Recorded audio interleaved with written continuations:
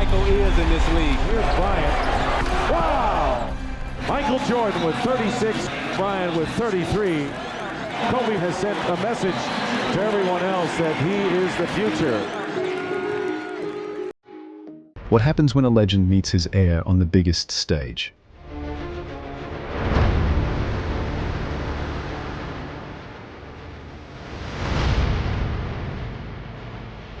In the 1998 NBA All-Star Game, Michael Jordan reminded everyone he was still the boss.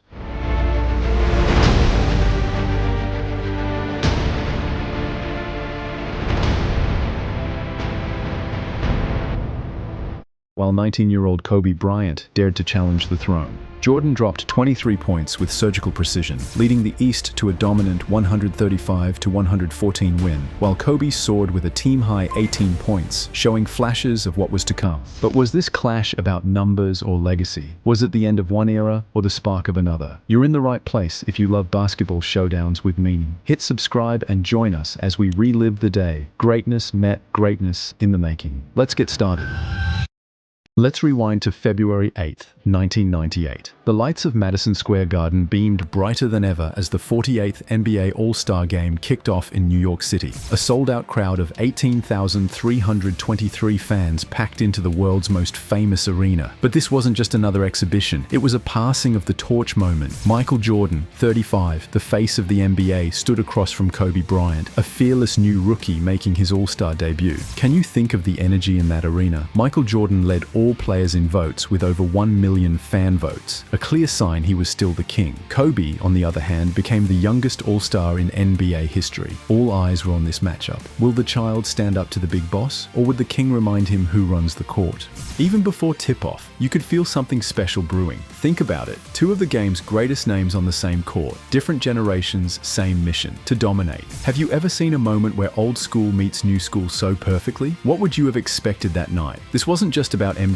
and Kobe. The rosters were packed with talent and stories. The Eastern Conference, coached by Larry Bird, had legends like Grant Hill, Penny Hardaway, and of course, Jordan himself. On the other side, George Karl led the West, fielding an exciting mix of veterans and rising stars. Kobe Bryant started the game alongside Shaquille O'Neal, Kevin Garnett, Karl Malone, and Gary Payton. 4 All-Stars from the Lakers made the roster: Kobe, Shaq, Eddie Jones, and Nick Van Exel, a testament to the Lakers' rising dominance. This game also saw the All-Star debut of Tim Duncan, and it would be the last for veterans like Mitch Richmond and Shawn Kemp. Talk about changing of the guard, right? Were we watching the future G.O.A.T begin to bloom? Which debut are you more impressed by? Kobe's fearless 18 points or Duncan's quiet but powerful 11 rebounds? The game tipped off with fans on the edge of their seats. The Western Conference starters, including Kobe, tried to set the tone early, but the East came out swinging, especially Jordan. The East outscored the West in every quarter, finishing with a dominant 135-114 win. Michael Jordan was surgical, scoring 23 points, grabbing 6 rebounds and dishing 8 assists. He wasn't just putting up numbers, he was controlling the pace, like a maestro on the hardwood. Meanwhile, Kobe's highlight reel dunks and fearless three-point shots had everyone talking. And let's not forget the battles within the battle. Shaq versus Mutombo, Payton versus Jordan, and of course, the unspoken war between MJ and Kobe. Every possession felt like a statement. Did you notice how the West started strong, but couldn't keep up with the East's execution? Could that be experience trumping youth? From the very first quarter, the tone was clear. Kobe came to prove himself, and Jordan came to remind everyone who he was. Which team do you think had the better chemistry? Now this is the part everyone remembers. MJ guarding Kobe and Kobe going right back at him. No fear, no backing down, just pure competitive fire. One-on-one, Jordan made it clear, I'm still the boss. But Kobe's confidence was undeniable. Kobe finished with a team-high 18 points, hitting fadeaways, alley-oops, and deep shots. He was flying high, but Jordan's calm response showed the difference between greatness in the making and greatness perfected. One memorable moment? MJ is pulling Kobe aside during a free throw to give him some advice. Think about that, a passing of wisdom mid-battle.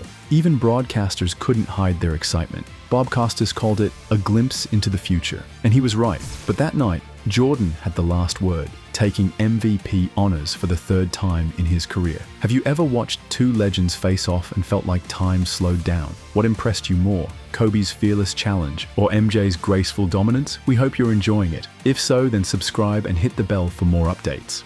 Let's talk numbers, because the stats tell their own story. Michael Jordan went 10 for 18, including 1 for 1 from 3, with a .556 shooting percentage. Smooth, efficient, elite. Add 6 boards and 8 assists, and you have an MVP performance. Grant Hill was right behind him in efficiency, shooting 7 of 11 and knocking down a 3. The East moved the ball well, logging 32 assists and 52 rebounds, completely outpacing the West. Over on the West, Kobe shot 7 of 16 with 2 threes and grabbed 6 rebounds. Eddie Jones and Tim Duncan were rebounding machines, each pulling down 11 boards. Gary Payton dished out a game-high 13 assists, showing his playmaking brilliance.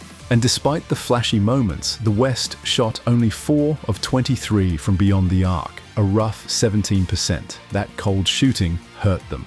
Did the stats surprise you? Sometimes what we feel watching the game doesn't line up with the numbers. So here's the real question. Does efficiency matter more than flash in an All-Star game? This wasn't just another All-Star game. It was a turning point. It would be the last All-Star game before the 1999 lockout, which cancelled the next year's event. And for 9 players on that court, it would be their final All-Star appearance. But more importantly, this night cemented the beginning of Kobe Bryant's legendary path, while adding another jewel to Michael Jordan's crown. MJ would retire again after that season, only to return in 2001 with the Washington Wizards earning 2 more All-Star selections. Can you think of being in the building that night, watching a young Kobe rise, only to be gently pushed back by the undisputed king? Moments like this define generations. They tell stories without needing words. And in this case, the story was, Jordan's still the boss, but this kid's coming. How often do we witness that kind of symbolic showdown in sports? Did this game mark the beginning of one era or the end of another?